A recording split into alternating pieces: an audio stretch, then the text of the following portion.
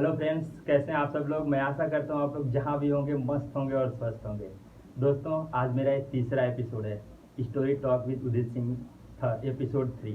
दोस्तों, आज के इस एपिसोड में एक ऐसे इंस्पिरेशन के बारे में बात करने जा रहा हूँ जिनको लेकर मैं बहुत ही एक्साइटेड हूँ, और जो हमारे लिए भी और आप सबके लिए भी एक इंस्पिरेशन की तरह से काम करते हैं। और जब भी मैं उनके बारे में पढ़ता हूँ, सुनता हूँ, तो हमेशा दुष्यंत कुमार की एक लाइन मुझे याद आती है कि कौन कहता है कि आसमां में सुराख नहीं हो सकते। कौन कहता है कि आसमां में सुराख नहीं हो सकते, एक पत्थर तो तबीयत से उछालो जा रहा हूँ। तो दोस्तों, मैं जिनके बारे में बात कर रहा हूँ, उनका सफ़र एक न्यूज़पेपर बेचने से लेकर के मिसाइल मैन ऑफ इंडिया तक था, जिनको हम लोग missile missile man of India के नाम से भी जानते हैं। जी हाँ दोस्तों, बहुत ही साधारण परिवार में उनका जन्म हुआ था। वो एक बहुत ही उत्कृष्ट प्रतिभा के धनी थे। जी हाँ दोस्तों, मैं बात कर रहा हूँ डॉक्टर APJ अब्दुल कलाम, भारत के सर्वोच्च पद पे आसीन 11वें राष्ट्रपति था। जी हाँ दोस्तों, डॉक्टर कलाम जी का जन्म तमिलनाडु के एक तमिल मुस्लिम परिवार में हुआ था। उनके जॉइंट फैमिली थी जिसमें 5 भाई और 5 बहन हुआ करते थे। उनके पिताजी एक मस्जिद के इमाम थे, और वो एक नाव नाव चलाते थे, और उस नाव नाव से ही वो हमेशा हिंदू लोगों को रामेश्वरम की यात्रा कराया करते थे। बट हाँ, उनसे उनका घर का पालन पोषण अच्छे से नहीं हो पाता था। वो बहुत ही उनके परिवार में हमेशा पैसे की तंगी हुआ करती थी, जिसका असर डॉक्टर कलाम जी के भी प्रारंभिक शिक्षा पे हुआ। और वो उनकी प्रारंभिक शिक्षा में हमेशा पैसे की कमी थी, जिसके लिए डॉक्टर कलाम जी 8 साल की उम्र में सुबह 4 बजे उठ के नहा के हमेशा गणित की पढ़ाई करने के लिए जाया करते थे। और सुबह नहा के जाने के पीछे कारण ये था कि जो मास्टर साहब गणित की शिक्षा देते थे, वो बिना नहा के आए हुए बच्चों को शिक्षा नहीं दिया करते थे। तो वो पढ़ाई करके आते थे गणित की शिक्षा लेके। उसके बाद से वो नमाज़ पढ़ते थे, और नमाज़ पढ़ने के बाद डेली रूटीन होती थी कि 8 बजे वो रामेश्वरम रेलवे स्टेशन और बस स्टेशन पे न्यूज़पेपर बेचने के लिए जाया करते थे। तो दोस्तों, उनकी लाइफ में बहुत सारे उतार चढ़ाव आए, और कुछ लाइनें हैं जो हमेशा उनके साथ चलती रहती थी। जैसे उनकी एक लाइन थी कि इंतज़ार करने वाले को सिर्फ उतना ही मिलता है जितना कि मेहनत करने वाले छोड़ देते हैं।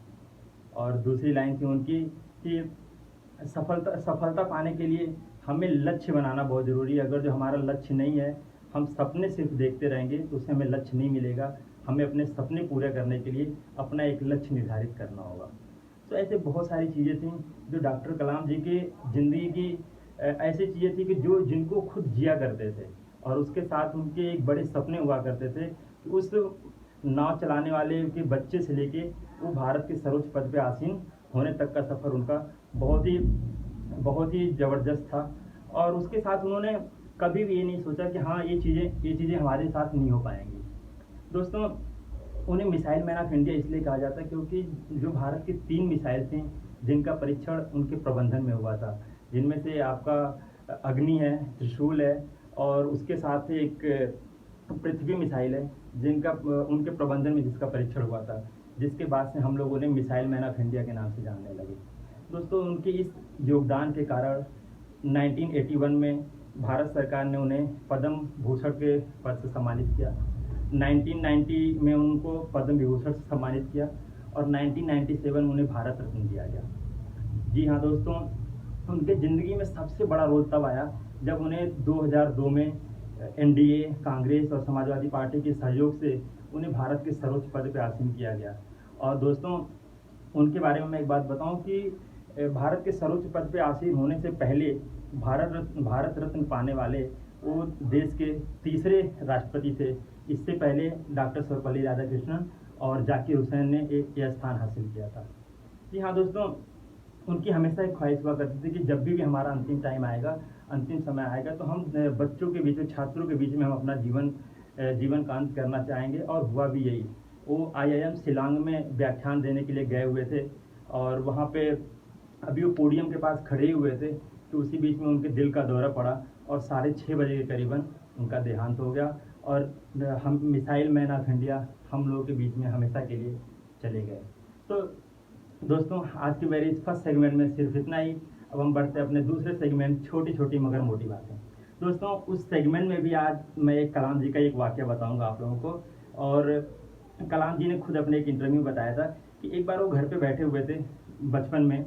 उनके पिताजी थे, माताजी थी, सब लोग घर पे बैठे हुए थे। माताजी ने खाना बनाया, और खाना बनाकर अब पिताजी के लिए रोटी सब्जी परोस के ले आई। जब रोटी लेके आए तो कलाम जी दूर बैठे हुए थे और देख रहे थे कि रोटी जली हुई है।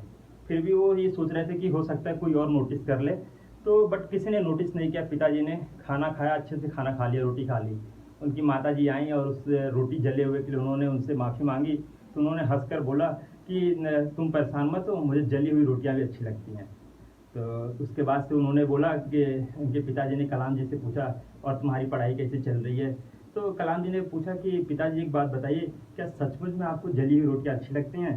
तो इनके पिताजी ने बोला कि बेटा, जली हुई रोटियां किसी का कुछ नहीं बिगाड़ सकती, लेकिन जले हुए सब बहुत कुछ बिगाड़ सकते हैं।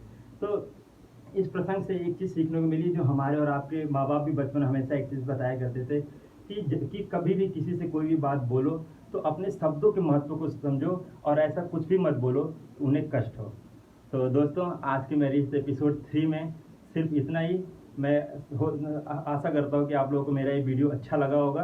अगर जो आप लोगों को वीडियो अच्छा लगा तो प्लीज़ लाइक, शेयर और कमेंट करें, और सब्सक्राइब करना ना भूलें। और हाँ, एक सबसे इम्पोर्टेंट बात कि मैं आप लोगों के सजेशंस का हमेशा वेलकम करता हूँ। आप लोगों को किसी के बारे में, अगर किसी की भी इंस्पिरेशन स्टोरी के बारे में अगर जो आगे जानना हो, तो आप मेरे कमेंट बॉक्स में ज़रूर बताएं। So thank you so much for giving me your priceless time and watching my videos. Thanks again. Thank you.